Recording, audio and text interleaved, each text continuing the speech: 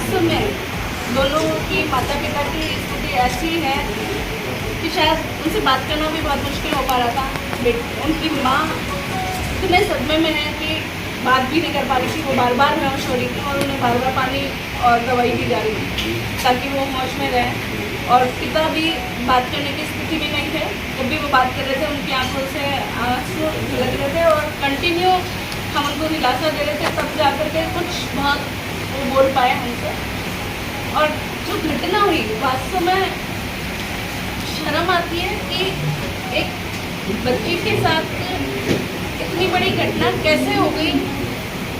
जब तक प्रशासन कठोर नहीं होगा तब तक शायद मैं समझती हूँ कि ऐसी घटनाएं होती रहेंगी, क्योंकि खौफ का तो माहौल जैसे ख़त्म सा हो गया है। वर्तमान सरकार से निवेदन करते हैं कि आप महिलाओं की रक्षा और सुरक्षा के लिए क्या करने वाले हैं, इस बात का हमें जवाब दें। और जो आपने सरकार में आने से पहले अपने मैनिफेस्टो में वादे किए थे कि हम हर जिले में एक महिला थाना, हर थाने में एक महिला डेस्क लगवाएंगे, वो सब शायद चुनावी वादे थे या और कुछ। अभी तक तो शायद चुनावी वादे ही लगे। यदि वो सरकार वास्तव में इसमें गहन चिंतन नहीं करेगी तो आज भी पूरे देश में राजस्थान अव्वल नंबर पे आ गया है।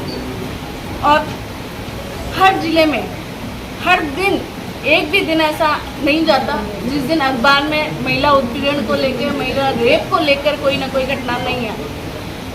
हर दिन छपा होता है और 12 से 15 लगभग ऐसे केस हर जिले में जगह जगह पर आपराधिक प्रवृत्ति के लोगों के दर्ज होते। उसके बावजूद सरकार इस पर कोई एक्शन नहीं ले रही है।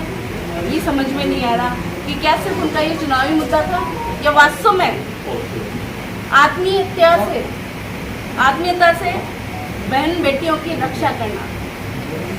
यदि जी मैं आपको बिल्कुल आंकड़े बता देती हूँ। परिवार की सुरक्षा वगैरह की लेकर आप मांग कर रहे हैं कि वहाँ झगड़ा भी हुआ था, ऐसी बात हुई हो? बिल्कुल सुरक्षा मिले उस परिवार को। और सरकार से मांग करते हैं कि जिन्होंने इनके साथ ये घटना हुई है उस परिवार को मुआवजे के रूप में सरकार जो भी राशि देना चाहती है, हालांकि राशि से उस बेटी की जगह भरपूर नहीं हो सकती, पर फिर भी परिवारजन की जितनी सहायता मिल सके, जितना उसको मिल पाए, कि वो बहुत गरीब परिवार है। मैं देख के आई हूँ, टापड़ी में रहते हैं और इसलिए दयनीय है। तो सरकार से मांग है कि उनकी आप जो भी सहायता राशि कर सकते हैं वो मदद करें। क्या वो दबंग है दूसरा परिवार? दूसरे परिवार से देखिए मैं मिली नहीं हूँ, और दबंग हो या नहीं हो, महिला के साथ, बेटी के साथ, माँ के साथ यदि गलत होता है तो वो चाहे दबंग हो चाहे वो कमज़ोर हो, गलत मतलब गलत, हम इस बात को जानते हैं। और चाहे वो कोई भी हो, क्योंकि हमारी बहन बेटी के साथ गलत करेगा, वो चाहे अपना हो तो भी गलत है, चाहे वो दूसरे का है तो भी वो गलत है, क्योंकि बहन बेटियां हम सब की है। सरकार सड़कों में उतरेगी। लोगों ने ये करते किया है वो दबंग है क्या? मैं वही कह रही हूँ, गलत किया है तो दबंग हो तो भी सजा मिलनी चाहिए, और नहीं है तो भी सजा मिलनी चाहिए। इससे आगे होने वाली ऐसी कोई घटना नहीं हो सके, इतना खौफ हो जाए कि फिर आगे इस तरह की कोई घटना नहीं हो। इसलिए वो दबंग है तो भी उसे सजा मिले और वो कमजोर है तो भी सजा मिले। कांग्रेस क्या सड़कों पर उतरेगी? बिल्कुल कांग्रेस सड़कों पे उतरेगी। और सड़कों पे उतरने वाली बात से मैं एक बात और कह देती हूँ, कल हमारे कांग्रेस भाई एनएसयूआई के पदाधिकारी, हमारे प्रदेश अध्यक्ष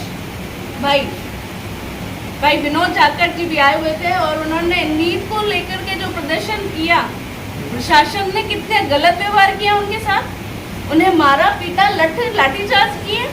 क्या विपक्ष का काम अपनी बात रखना भी नहीं है?